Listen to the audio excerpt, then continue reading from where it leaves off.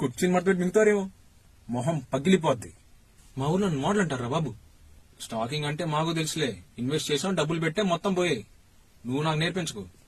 రే రే రే, ఒక పిల్లని సెట్ చేసుకోవడం హెల్ప్ చేస్తున్నావు నూరుకుంటున్నా, లేదంటే కుర్చీని మడత మిగతా. అమ్ములు, నీకు నా గురించి సరిగ్గా తెలీదు. అమీర్పేటలో అన్ని కోర్సులతో పాటు అమ్మాయిని ఎలా పడేయాలో కూడా నేర్పిస్తే బాగుండు. అవసరం ఉంది.